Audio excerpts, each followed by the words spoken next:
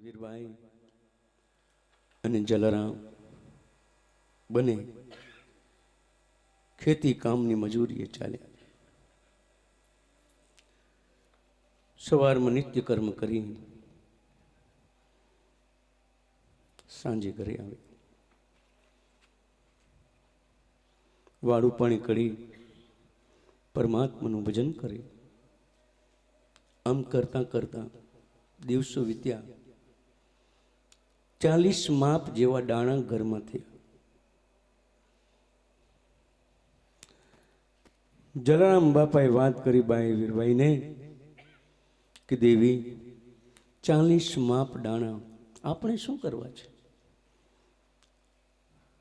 અને આપણે તો રોજ કામ કરીશું અને રોજ આવશે અને બધું ભેગું કરીને આપણે શું કરવું છે?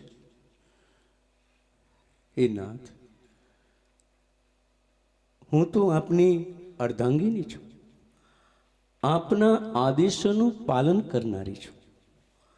આપ આદેશ કરો અને જે આપનો આદેશ હશે એ આદેશનું હું પાલન કરીશ. તો દેવી, આવતીકાલથી સાધુ સંતોની આપણે સેવા કરીએ. વીરપુર ગામમાં કોઈ સાધુ સંત આવે, અભ્યાગત આપણા આંગણે આવે તો એને આપણે રોટલો ને છાશ જમાડવાનું શરૂ કરીએ. એ નાથ, જેવી આપની આજ્ઞા. અને બને દિવસે કામ કરે છે અને સાંજે જે અભ્યાગતો સાધુ સંતો બ્રહ્મદેવતાઓ જે આવે છે એમનો ખૂબ ભાવથી સત્કારે છે અને રોટલો અને છાશ બધાને જમાડે છે. ખૂબ ભાવથી જમાડે છે. દિવસો વધતા ગયા. આ વાત વાયુ વેગે ચારે દિશામાં ફેલાઈ ગઈ. દિવસે દિવસે મુંડિયાઓની સંખ્યા વધતી ગઈ. આજે એવો દિવસ બન્યો કે ઘરમાં કંઈ નહીં હતું. જલારામ બાપા વિચારમાં બેઠા છે.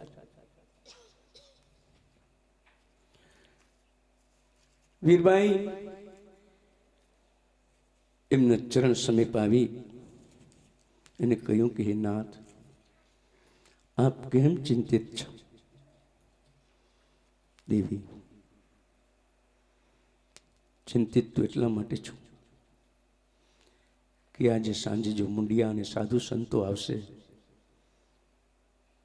તો આપણા આંગણેથી ભૂખ્યા જશે તો આપણો ધર્મ લાગશે. દેવી, આપણો ધર્મ નહીં સચવાય. હે નાથ, હું આવી.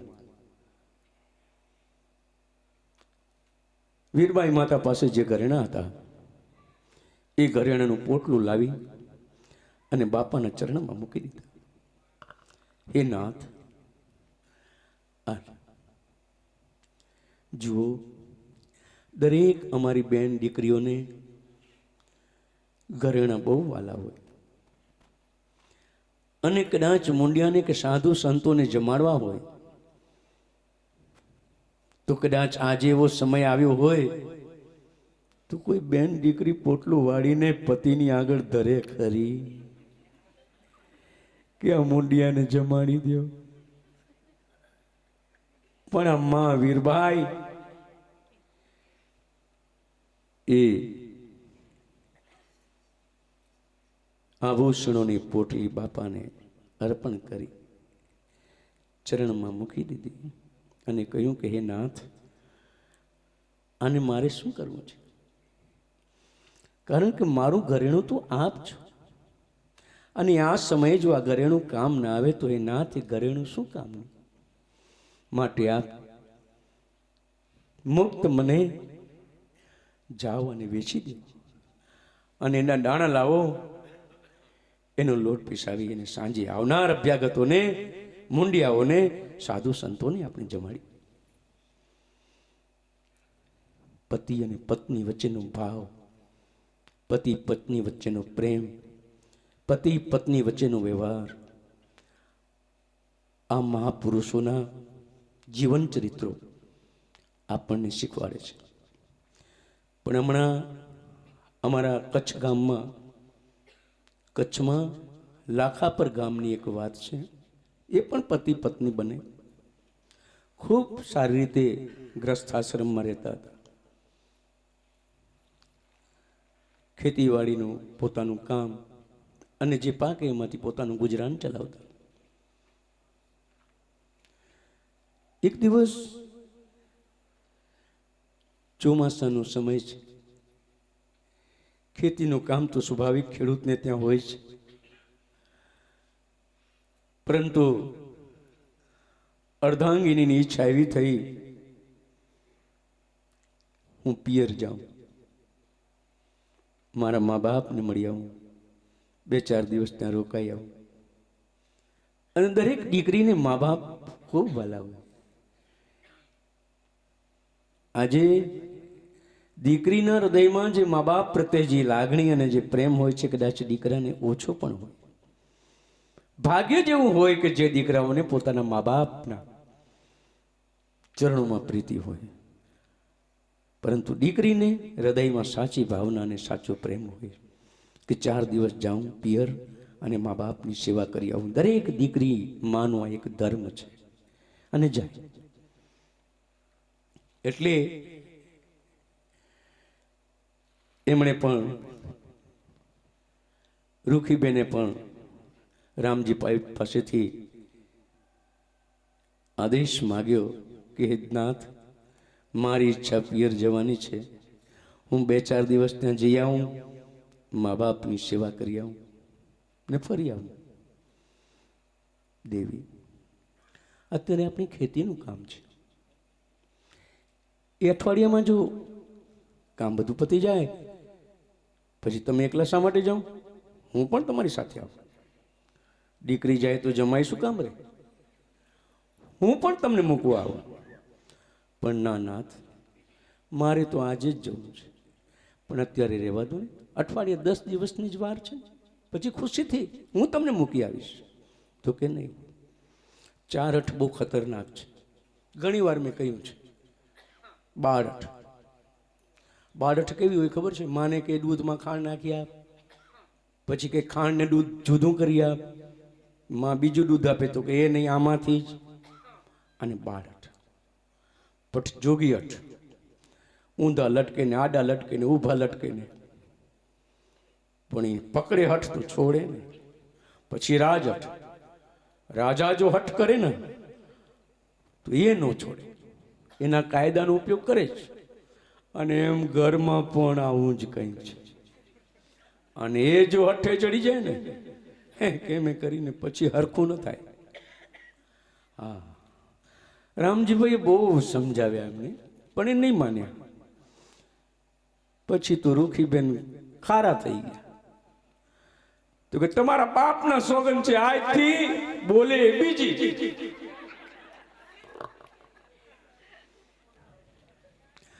રામજીભાઈએ કહ્યું કે તારા બાપના સોગન છે, હવે જો કોઈ બોલે બીજો. બન્યા બોલા. સવારથી રૂખીબેન લોટો દાંતણ મૂકી આપે. રામજીભાઈ દાંતણ કરી લે. પછી રૂખીબેન રોટલા ને ચા ને દૂધ મૂકી આપે. ભાઈ પ્રસાદ ઉભા થઈને હાલતા હતા. એવું જ બપોરના, એવું જ સાંજના બોલવાનું. અને કદાચ શાક જોતો હોય તો શાકમાં આંગળી નાખીને બતાવવાનું. હા, રોટલો જોતો હોય તો રોટલા પર આમ ટકોરા મારવાના. એટલે રૂખીબેન સમજે કે શાકની જરૂર છે કે રોટલાની જરૂર છે. ચાલ્યું હતું, પણ 2 માંથી એક પીછી હટ કરે નહીં હોય. એમ કરતા કરતા દિવસ વીતતા વીતતા ચોમાસું પૂરો થઈ ગયો, શિયાળો આવ્યો. અને એમાં પોષ મહિનો, સવારનું પોર છે. રૂખીબેન, આપણા દેશમાં તો ખબર છે ને, બાર બધું આંગણા હોય અને એમાં ચૂલો મૂક્યો હોય ને એમાં રોટલા કરે. રૂખીબેન ચૂલે રોટલા કરતા હતા અને ઘડી થોડા છેટા રામજીભાઈ તાપણું કરીને બેઠા હો.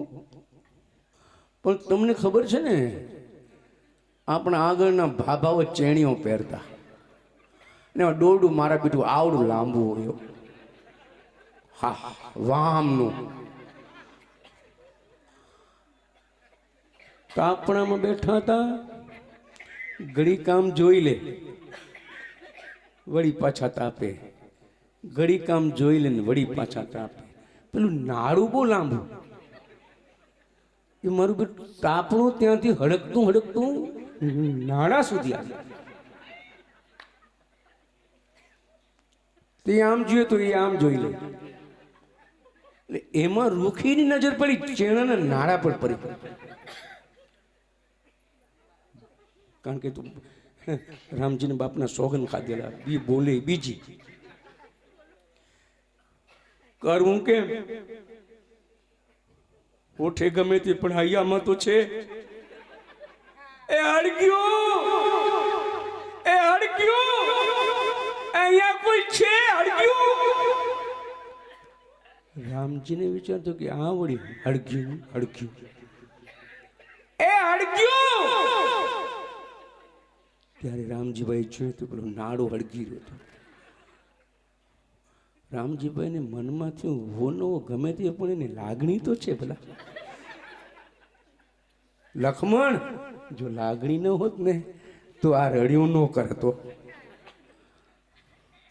એટલે રામજીભાઈ ત્યાં જરા ધૂળથી બધું ઠેકાણે કરી નાખ્યું, નાડું ઓલવાઈ ગયું. પછી ધીરે રહીને રામજીભાઈ રૂખીબેન પાસે બેઠા. બોલતા નથી હો, બોલે નહીં બેવું. પણ રામજીભાઈ ખિસ્સામાંથી બાકસ કાઢ્યો દીવાસળીનો, અને પછી પૂછે, આ શું, આ શું, આ શું? રૂખીબેનને થયું કે હવે મારે કહેવું પડશે. સડી સડી સડી, એ વાલી તારીને મારી પ્રતિજ્ઞા ગૈયામાં બળી. મજા આવે પણ આવા ગ્રસ્ત આશ્રમમાં ઘડીક માટે આવું જો થતું હોય તો. પણ ઘણા ઘણા તો છે ને પછી એવું બધું કરી નાખે, એવું બધું કરી નાખે. સમાજને અહીંયાથી ચારને બોલાવવા પડે ને અહીંયાથી બોલાવો તોય હરખું ન થાય ઘણી વાર. પણ અહીંયા તો એવા કોઈ નથી. પરંતુ અહીંયા વીરબાઈ માતાએ પોટલી આપીને બાપાને કહ્યું, વેચીને દાણા.